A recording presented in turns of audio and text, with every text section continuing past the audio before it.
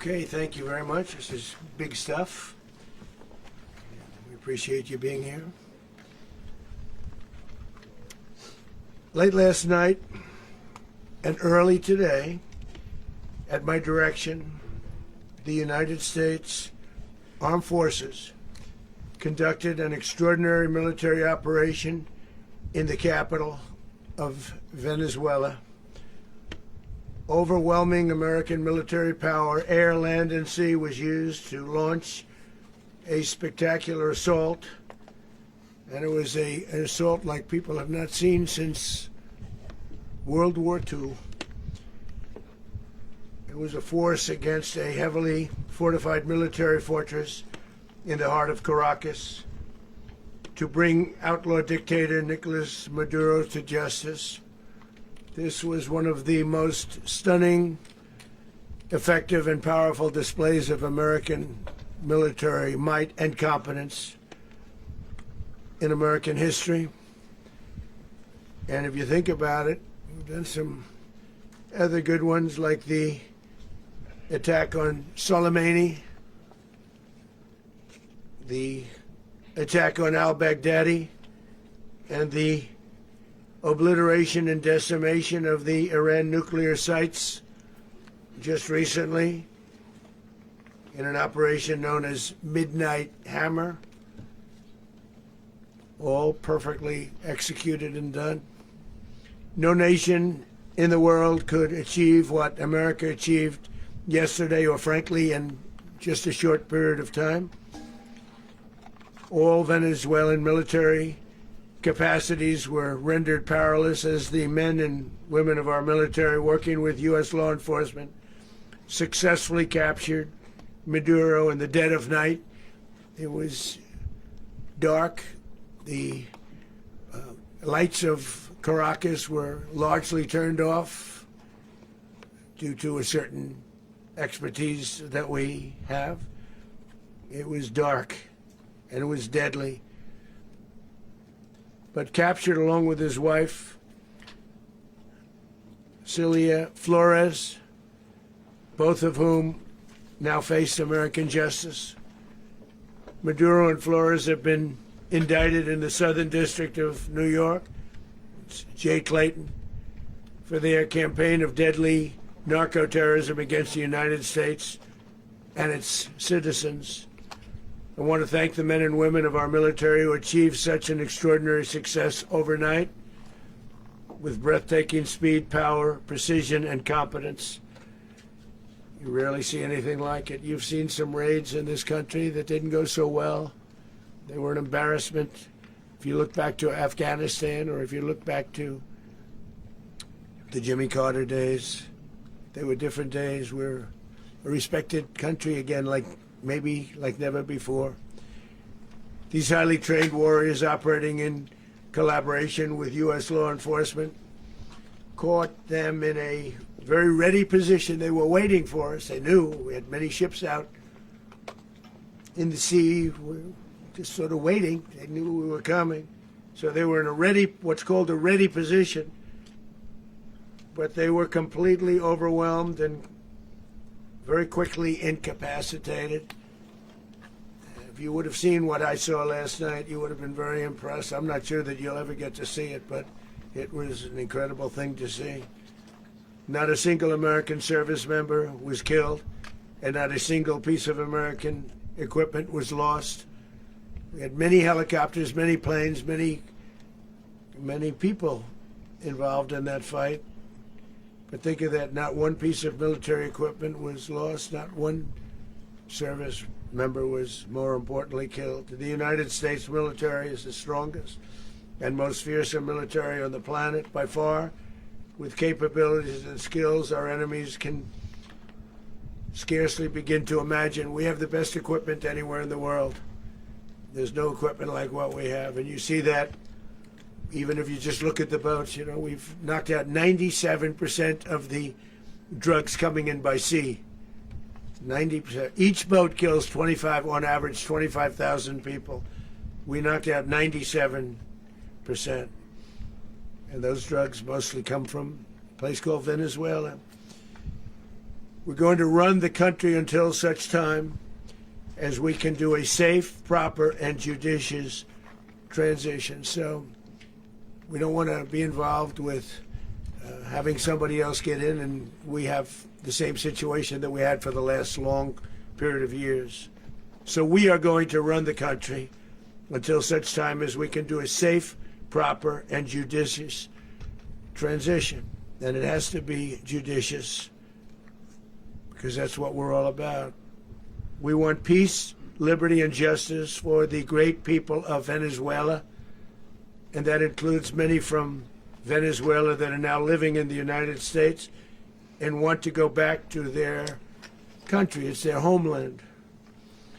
We can't take a chance that somebody else takes over Venezuela that doesn't have the good of the Venezuelan people in mind.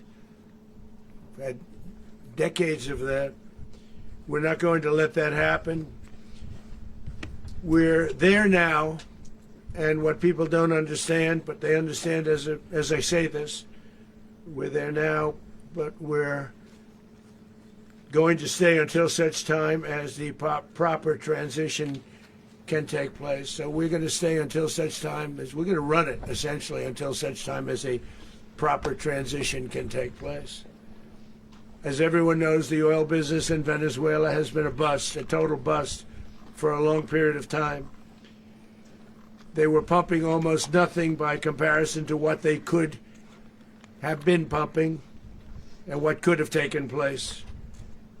We're going to have our very large United States oil companies, the biggest anywhere in the world, go in, spend billions of dollars, fix the badly broken infrastructure, the oil infrastructure, and start making money for the country. And we are ready to stage a second and much larger attack if we need to do so. So we were prepared to do a second wave if we needed to do so. We actually assumed that a second wave would be necessary, but now it's probably not. The first wave, if you'd like to call it that, the first attack was so successful, we probably don't have to do a second, but we're prepared to do a second wave, a much bigger wave, actually. This was pinpoint, but we have a much bigger wave that probably won't have to do.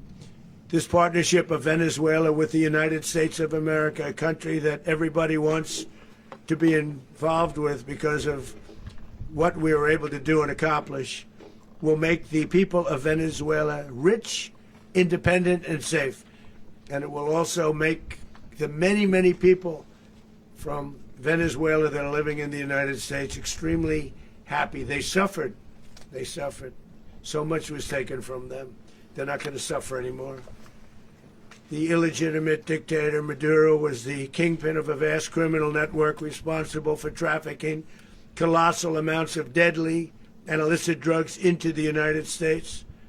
As alleged in the indictment, he personally oversaw the vicious cartel known as Cartel de las Solas, which flooded our nation with lethal poison, responsible for the deaths of countless Americans, many, many Americans. Hundreds of thousands over the years of Americans died because of him. Maduro and his wife will soon face the full might of American justice and stand trial on American soil. Right now they're on a ship. They'll be heading to, ultimately, New York, and then a decision will be made, I assume, between New York and Miami or Florida. But we have people where the overwhelming evidence of their crimes will be presented in a court of law. And I've seen it. I've seen what we have. It's both horrible and breathtaking that something like this could have been allowed to take place.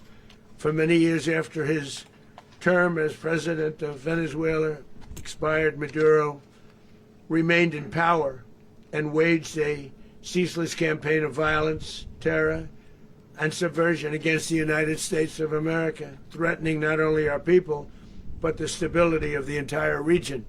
And you all saw it. In addition to trafficking gigantic amounts of illegal drugs that inflicted untold suffering and human destruction all over the country, all over in particular the United States. Maduro sent savage and murderous gangs, including the bloodthirsty prison gang Tren de Aragua, to terrorize American communities nationwide, and he did indeed. They were in Colorado. They took over apartment complexes. They cut the fingers off people if they called police. They were brutal, but they're not so brutal now.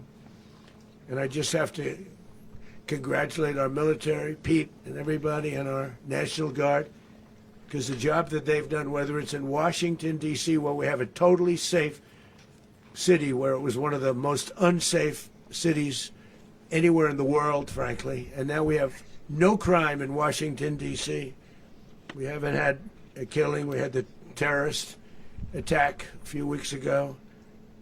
A little bit of a different kind of a threat, but we haven't had a killing in a long period of time, 6-7 months. We used to have two, on average, 2 a week in Washington, our capital. We don't have that anymore. The restaurants are opening. Everyone's happy. They're going, they're walking their daughters, they're walking their children, their wives, they walk to restaurants. Restaurants are opening all over Washington, D.C. So I want to thank the National Guard. I want to thank our military. And I want to thank law enforcement. Been amazing. And they should do it with more cities. We're doing it, as you know, and we're doing it in Memphis, Tennessee right now, and crime is down. We've just sort of started a few weeks ago, but crime is down now 77%.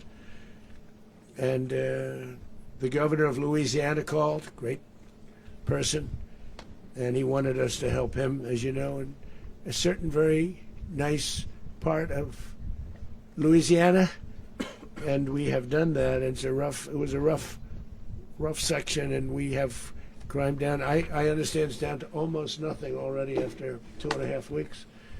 New Orleans, it's down to almost nothing, and we've only been there for 2.5 weeks. Can't imagine why governors wouldn't want us to help. We also helped, as you know, in Chicago, and crime went down a little bit there. We did a very small help because we had no working ability with the governor. The governor was a disaster, and the mayor was a disaster. But it knocked down crime. But we're pulling out of there when they need us. We'll know. You'll know. You'll be writing about it. And likewise, Los Angeles, where we saved Los Angeles early on, where the head of the police department made a statement that if the federal government didn't come in, we would have lost Los Angeles. That's long after the fires. That's when they had the riots in Los Angeles. We did a great job. Got no credit for it whatsoever, but that's okay. It doesn't matter. We don't need the credit. But we'll be pulling out when they need us. They'll call, or we'll go back if we have to. We'll go back. But we did a great job in various cities. But the place that we're very proud of is Washington, D.C., because it's our nation's capital. We took it from being a crime-ridden mess to being one of the safest cities in the country. But the gangs that they sent raped, tortured, and murdered American women and children. They were in all of the cities I mentioned, Tren de Aragua. And they were sent by Maduro to terrorize our people, and now Maduro will never again be able to threaten an American citizen or anybody from Venezuela. There will no longer be threats. For years I've highlighted the stories of those innocent Americans whose lives were so heartlessly robbed by this Venezuelan terrorist organization. Really one of the worst. One of the worst, they say the worst. Americans like 12-year-old Jocelyn Nungary from Houston. Beautiful Jocelyn Nungary, what happened to her? They, as you know, they kidnapped, assaulted, and murdered by Tren de Aragua animals. They murdered Jocelyn and left her dead under the bridge. There was a bridge that will never be the same to so many people after seeing what happened. As I've said many times, the Maduro regime emptied out their prisons, sent their worst and most violent monsters into the United States to steal American lives. And they came from mental institutions and insane asylums. They came from prisons and jails. The reason I say both, they sound similar. Actually, prisons little bit more hostile, a little bit tougher. A mental institution isn't as tough as an insane asylum, but we got them both. They sent from their mental institutions, they sent from their jails, prisons. They were drug dealers, they were drug kingpins, they sent everybody bad into the United States. But no longer, and we have now a border where nobody gets through. In addition, Venezuela unilaterally seized and stole American oil, American assets, and American platforms, costing us billions and billions of dollars. They did this a while ago, but we never had a president that did anything about it. They took all of our property. It was our property. We built it. And we never had a president that decided to do anything about it. Instead, they fought wars that were 10,000 miles away. We built Venezuela oil industry with American talent, drive, and skill, and the socialist regime stole it from us during those previous administrations, and they stole it through force. This constituted one of the largest thefts of American property in the history of our country. Considered the largest theft of property in the history of our country. Massive oil infrastructure was taken like we were babies, and we didn't do anything about it. I would have done something about it. America will never allow foreign powers to rob our people or drive us back into and out of our own hemisphere. That's what they did. Furthermore, under the now deposed dictator Maduro, Venezuela was increasingly hosting foreign adversaries in our region and acquiring menacing offensive weapons that could threaten U.S. interests and lives. And they used those weapons last night. Potentially in league with the cartels operating along our border. All of these actions were in gross violation of the core principles of American foreign policy, dating back more than 2 centuries. And not anymore. All the way back, it dated to the Monroe Doctrines. And the Monroe Doctrine is a big deal. But we've superseded it by a lot. By a real lot. They now call it the Monroe Document. I don't know. It's Monroe Doctrine. We sort of forgot about it. It was very important, but we forgot about it. We don't forget about it anymore. Under our new national security strategy, American dominance in the Western Hemisphere will never be questioned again. Won't happen. So just in concluding, for decades, other administrations have neglected or even contributed to these growing security threats in the Western Hemisphere. Under the Trump administration, we are reasserting American power in a very powerful way in our home region. And our home region is very different than it was just a short while ago. The future will be, and we did this in my first term. We had great dominance in my first term, and we have far greater dominance right now. Everyone's coming back to us. The future will be determined by the ability to protect commerce and territory and resources that are core to national security. These are core to our national security. Just like tariffs are, they've made our country rich, and they've made our national security stronger than ever before. But these are the iron laws that have always determined global power. And we're going to keep it that way. We will secure our borders. We will stop the terrorists. We will crash the cartels, and we will defend our citizens against all threats, foreign and domestic. Other presidents may have lacked the courage or whatever to defend America, but I will never allow terrorists and criminals to operate with impunity against the United States. This extremely successful operation should serve as warning to anyone who would threaten American sovereignty or endanger American lives. Very importantly, the embargo on all Venezuelan oil remains in full effect.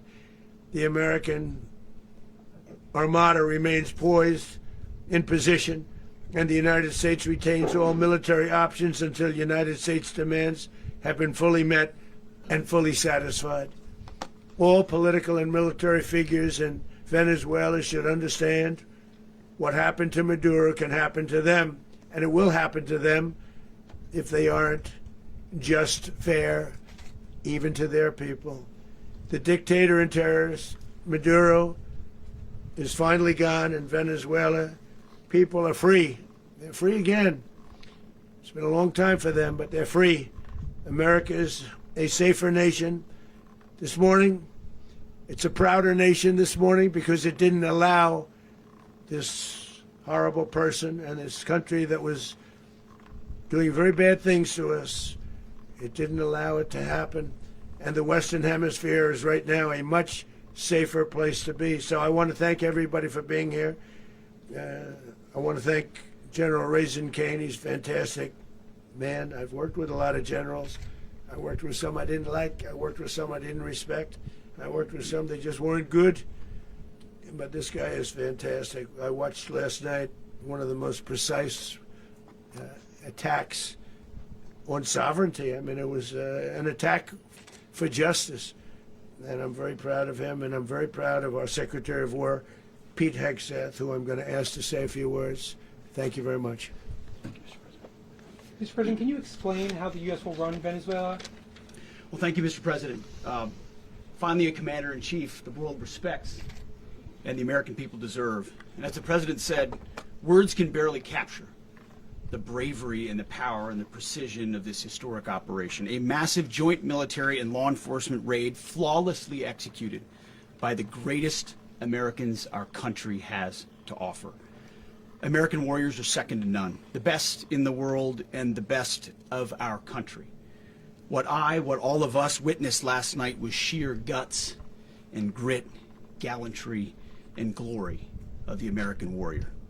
I'm simply humbled by such men, and I tip my hat to our chairman, Dan Raisin Kane, and all those Americans who stood watch last night. Our warriors are the elite of America, and again, President Trump has your back. No other country on planet Earth, and it's not even close, could pull this kind of operation off. And no other president has ever shown this kind of leadership, courage, and resolve. The most powerful combination the world has ever seen. As the President said, our adversaries remain on notice. America can project our will anywhere, anytime. The coordination, the stealth, the lethality, the precision, the very long arm of American justice, all on full display in the middle of the night. Nicolás Maduro had his chance, just like Iran had their chance, until they didn't and until he didn't. He effed around and he found out. President Trump is deadly serious about stopping the flow of gangs and violence to our country. Deadly serious about stopping the flow of drugs and poison to our people. Deadly serious about getting back the oil that was stolen from us. And deadly serious about reestablishing American deterrence and dominance in the Western Hemisphere. This is about the safety, security, freedom, and prosperity of the American people. This is America first. This is peace through strength. And the United States War Department is proud to help deliver it. Welcome to 2026, and under President Trump, America is back. I'd like to welcome now our chairman, Chairman Raisin Kane, to give a few more details about the operation. Mr. Chairman. Thank you, Mr. Secretary. Thank you, Mr. President, and good morning. Last night, on the order of the President of the United States and in support of a request from the Department of Justice, as the President said, the United States military conducted an apprehension mission in Caracas, Venezuela, to bring to justice two indicted persons, Nicolás and Cecilia Maduro. This operation, known as Operation Absolute Resolve, was discreet, precise, and conducted during the darkest hours of January 2nd and was the culmination of months of planning and rehearsal, an operation that, frankly, only the United States military could undertake. What I'd like to do this morning is talk to you through some of the preparation and the details without compromising any of our tactics, techniques, and procedures. There is always a chance that we'll be tasked to do this type of mission again. Our interagency work began months ago and built on decades of experience of integrating complex air, ground, space, and maritime operations. While the past 2 decades have honed the skills of our special operations forces, this particular mission required every component of our joint force, with soldiers, sailors, airmen, Marines, and Guardians working in unison with our intelligence agency partners and law enforcement teammates in an unprecedented operation. We leveraged our unmatched intelligence capabilities and our years of experience in hunting terrorists, and we could not have done this mission without the incredible work by various intelligence agencies, including the CIA, NSA, and NGA. We watched, we waited, we prepared, we remained patient and professional. This mission was meticulously planned, drawing lessons from decades of missions over the last many years, many missions over these last many years. This was an audacious operation that only the United States could do. It required the utmost of precision and integration within our joint force. And the word integration does not explain the sheer complexity of such a mission.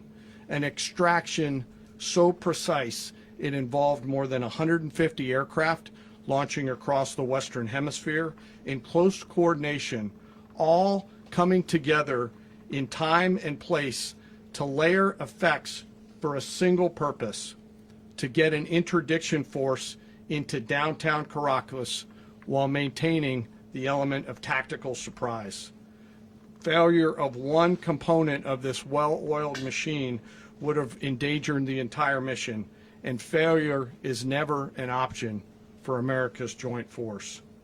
Those in the air over Caracas last night were willing to give their lives for those on the ground and in the helicopters. Let me talk a little bit about the preparation. After months of work by our intelligence teammates to find Maduro and understand how he moved, where he lived, where he traveled, what he ate, what he wore, what were his pets, in early December, our force was set pending a series of aligned events. Key was choosing the right day to minimize the potential for civilian harm and maximize the element of surprise, and minimize the harm to the indicted personnel, so as the President said, they could be brought to justice.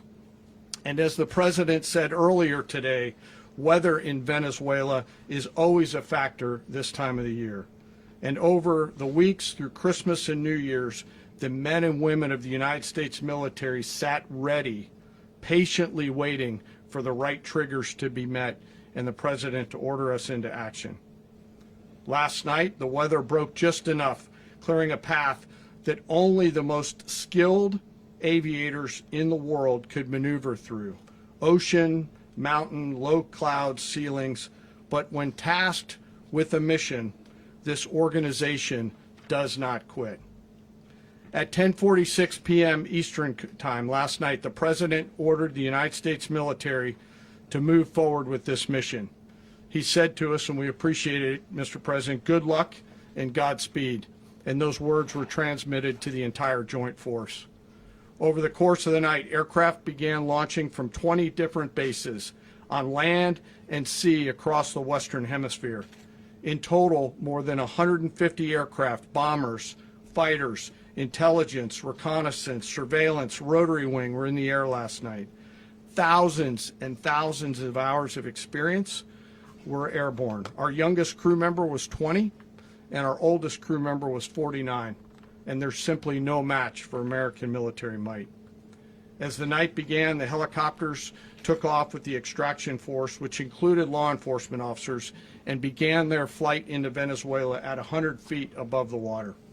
As they approached Venezuelan shores, the United States began layering different effects provided by Spacecom, Cybercom, and other members of the interagency to create a pathway. Overhead, those forces were protected by aircraft from the United States Marines, the United States Navy, the United States Air Force, and the Air National Guard. The force included F-22s, F-35s, F-18s, EA-18s, E-2s, B-1 bombers, and other support aircraft, as well as numerous remotely piloted drones. As the force began to approach Caracas, the Joint Air Component began dismantling and disabling the air defense systems in Venezuela, employing weapons to ensure the safe passage of the helicopters into the target area.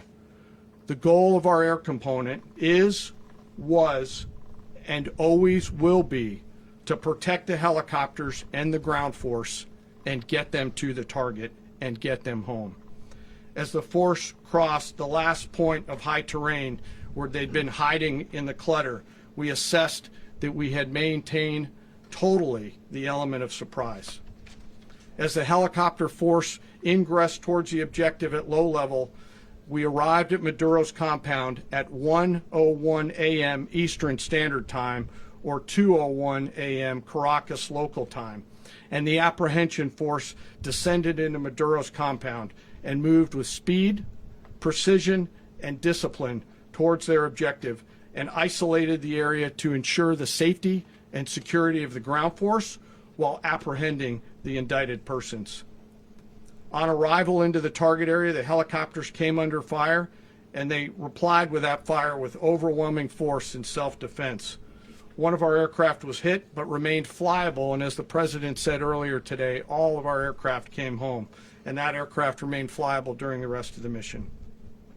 As the operation unfolded at the compound, our air and ground intelligence teams provided real-time updates to the ground force, ensuring those forces could safely navigate the complex environment without unnecessary risk. The force remained protected by overhead tactical aviation. Maduro and his wife, both indicted, gave up and were taken into custody by the Department of Justice, assisted by our incredible U.S. military with professionalism and precision, with no loss of U.S. life.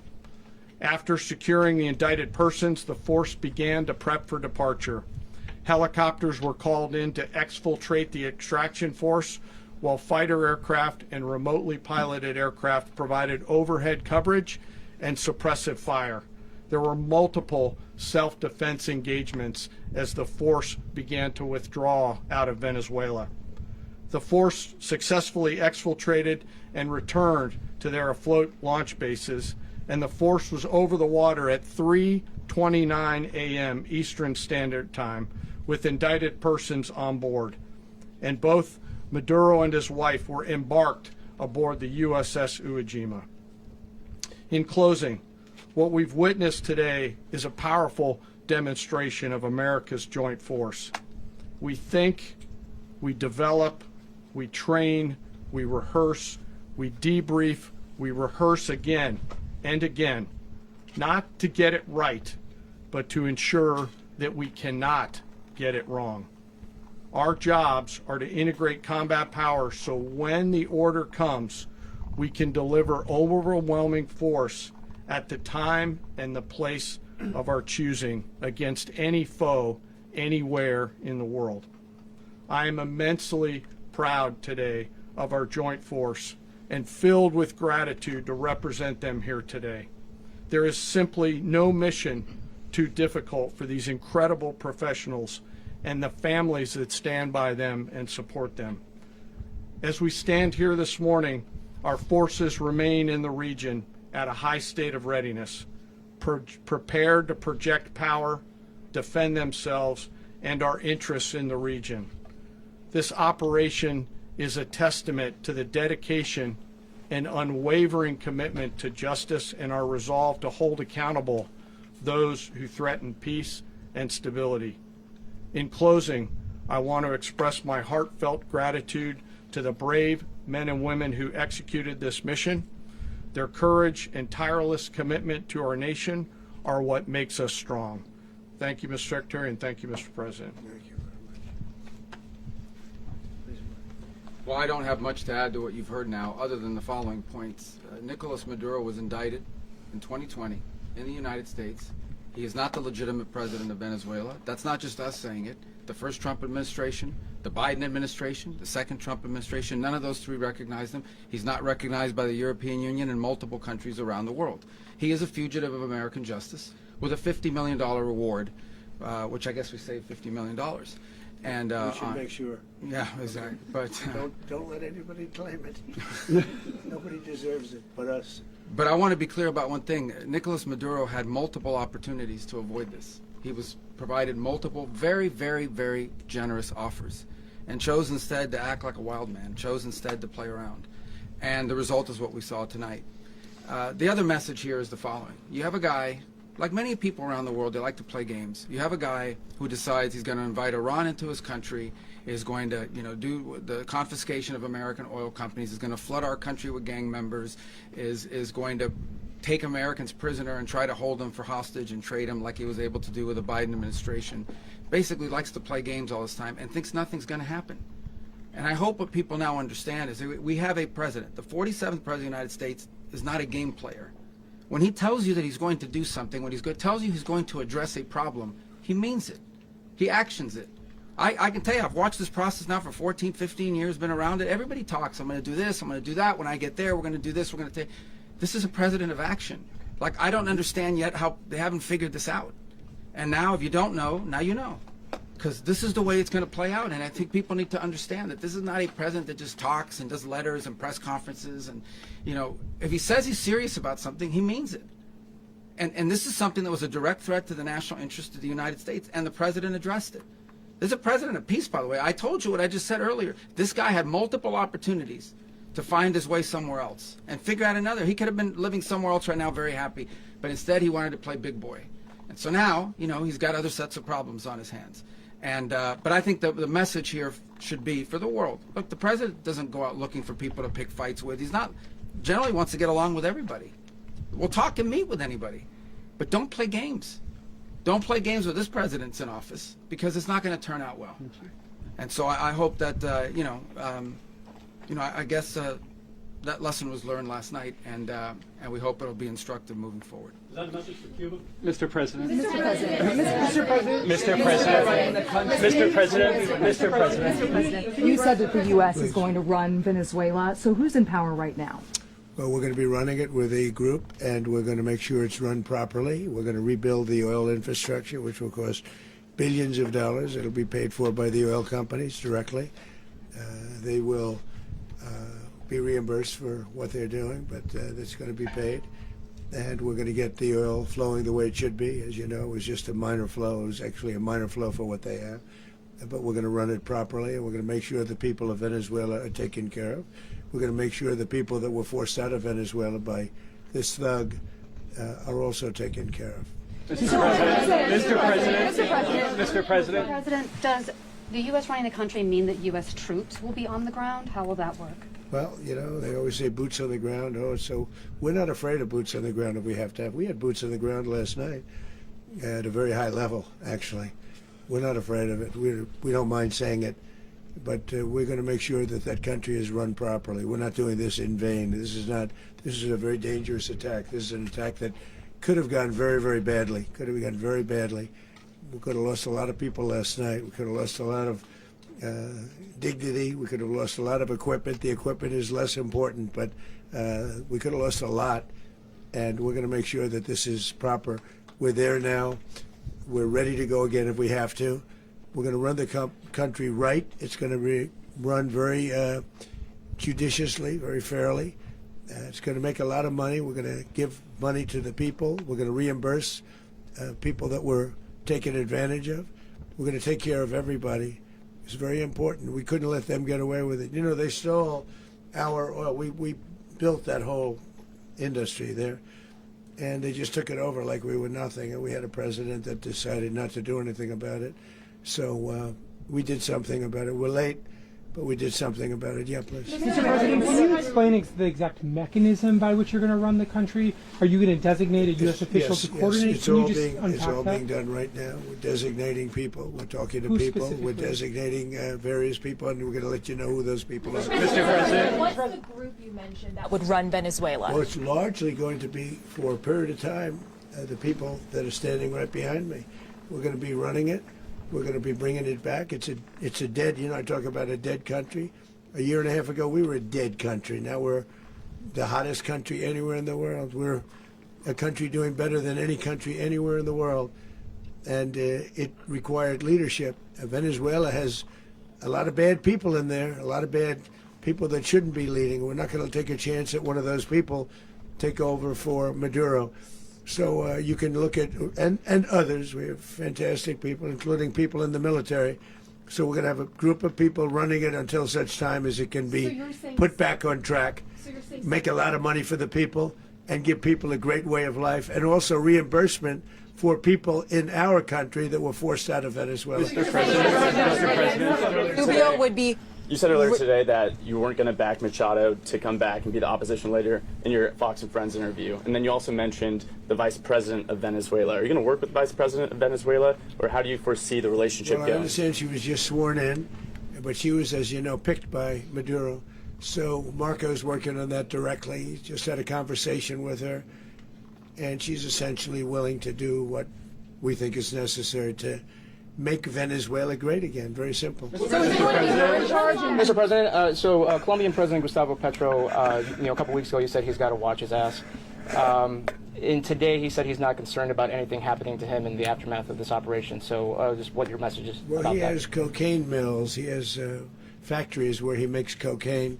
And yeah, I think I stick by my first statement. He's making cocaine and they're sending it into the United States. So he does have to watch his ass. Mr. President, Did you notify any members of Congress in advance? And Marco, do you want to talk about that? Because you were involved in it. Sure. We call members of Congress immediately after. This was not the kind of mission that you can do congressional notification on. It was a trigger-based mission in which conditions had to be met night after night. We watched and monitored that for a number of days. So it's just simply not the kind of mission you can call people and say, hey, we may do this at some point in the next 15 days. But it's largely a law enforcement function. Remember, at the end of the day, at its core, this was an arrest of 2 indicted fugitives of American justice, and the Department of War supported the Department of Justice in that job. Now, there are broader policy implications here, but it's just not the kind of mission that you can pre-notify because it endangers the mission. If I could add one thing to that, Congress has a tendency to leak. This would not be good. If they leaked, General, I think it would have been maybe a very different result. But I have to say, they knew we were coming at some point, We had a lot of ships out there. They sort of knew we were coming.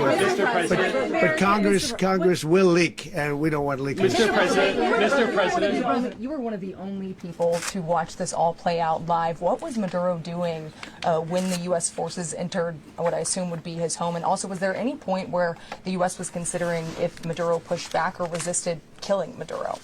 It could have happened. It could have happened. He was trying to get into a safe place. You know what a safe place is, all steel.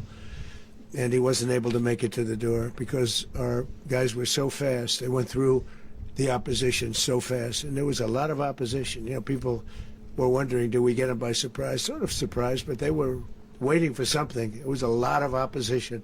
There was a lot of gunfire. You saw some of it today. But he was trying to get to a safe place, which wasn't safe because we would have had the door blown up in about 47 seconds, they say on average, regardless of how thick the steel was. It was a very thick door. It was a very heavy door, but he was unable to get to that door. He made it to the door. He was unable to close it. So where's Maduro going to be? Go ahead, finish. Where is Maduro going to be in the time being right now? Do you know his exact Well, whereabouts? eventually, ultimately, in the near future, he's going to be brought to New York. And where is he going to be held? Where is he going to be held in New York? Do you know? That's going to be up to the officials that do these things. Mr.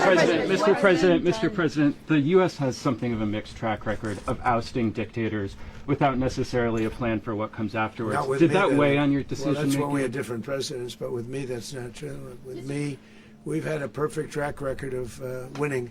We win a lot, and we win. If you look at Soleimani, you look at al-Baghdadi, you look at the Midnight Hammer. Midnight Hammer was incredible. Right now, you wouldn't have peace in the Middle East. We have essentially peace in the Middle East because of that. If we weren't successful with Midnight Hammer, you wouldn't have peace in the Middle East. So With me, you've had a lot of victory. You've had only victories. You've had no losses. Yeah. Mr. President, can you?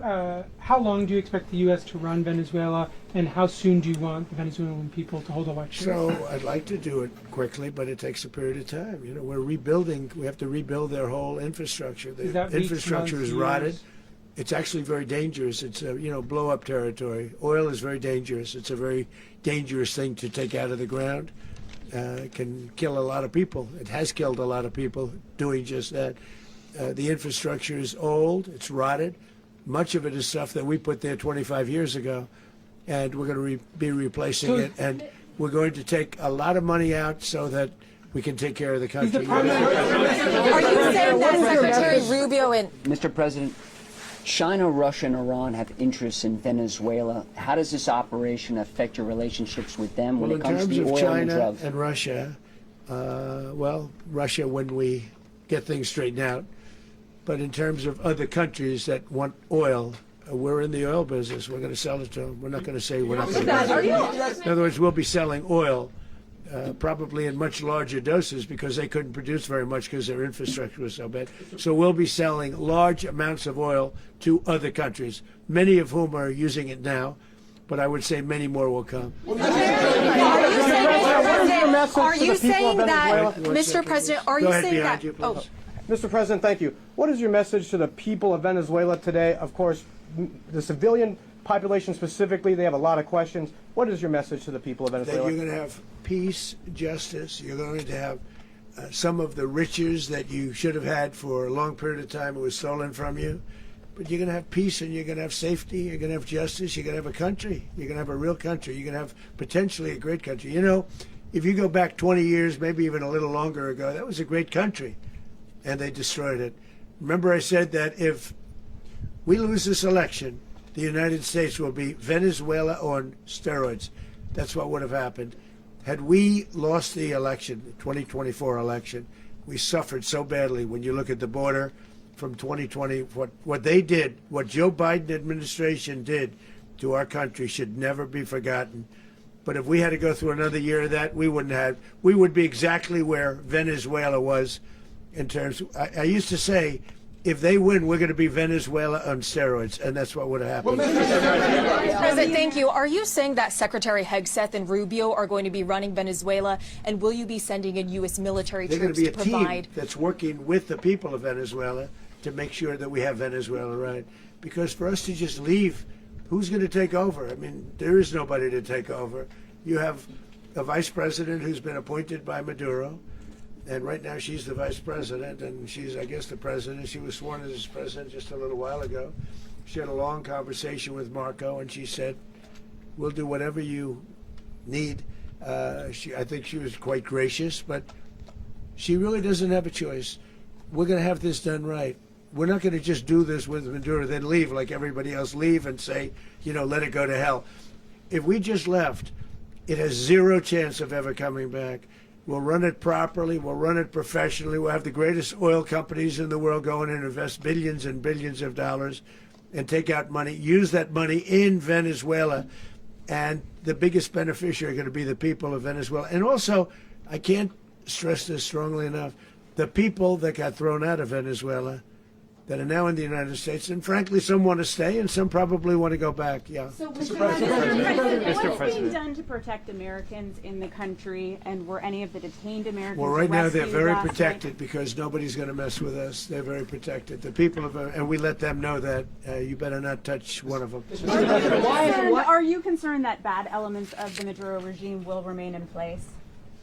Well, we know who they are. We're on them, and they're acting much differently now than they would have acted 2 days ago. And what can you okay, say wait, about behind you, please. Mr. President, why is running a country in South America America first? Well, I think it is because we want to surround ourselves with good neighbors. We want to surround ourselves with stability. We want to surround ourselves with energy. We have tremendous energy in that country. It's very important that we protect it. We need that for ourselves. We need that for the world. And we want to make sure we can protect it. Mr. President, on oil? Yes, sir. Please, go ahead. Yeah, is there a message here for Cuba and Diaz-Canel? Well, Cuba is an interesting case. Cuba is, not doing very well right now. That system has not been a very good one for Cuba. The people there have suffered for many, many years.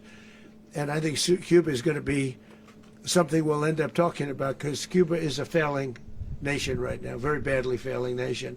And we want to help the people of, it's very similar in the sense that we want to help the people in Cuba, but we want to also help the people that were forced out of Cuba and living in this country. Do you want to say something about that, Marco, please? Well, I mean, I just gave you a statement a few minutes ago about, you know, when the president speaks, you should take him seriously. So suffice it to say, you know, Cuba is a disaster. It's run by incompetent, senile men, and in some cases, not senile, but incompetent nonetheless. It has no economy. It's in total collapse. And by the way, you know, they were, you know, all the guards that helped protect Maduro, this is well known, their whole spy agency, all that were full of Cubans.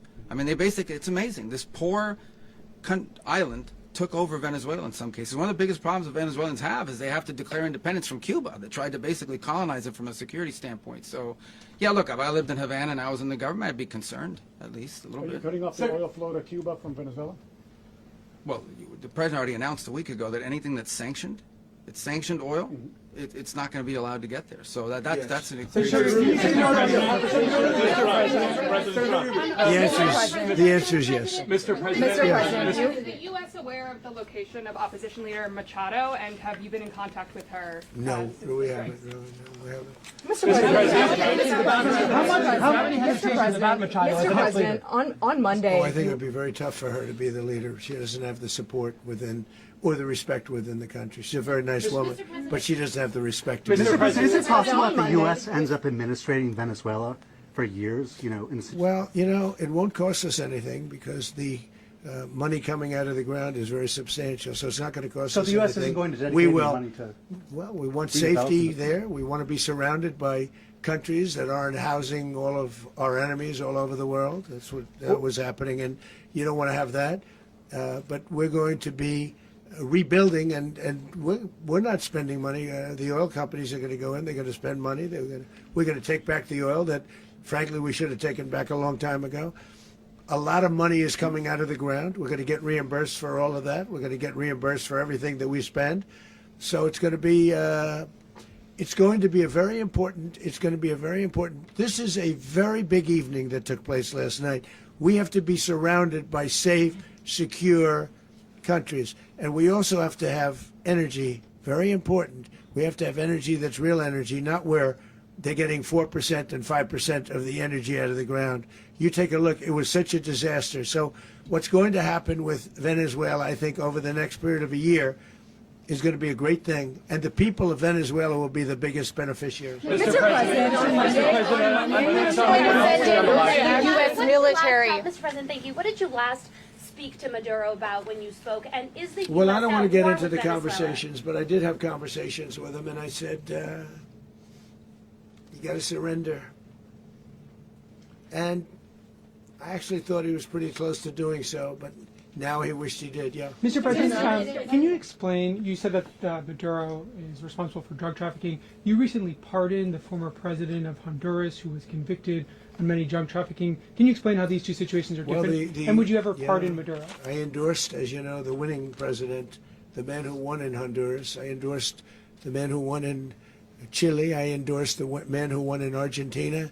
And we are doing very well with that whole group. What the man that I pardoned was, if you could equate it to us, he was treated like the Biden administration treated a man named Trump. That didn't work out too well for them.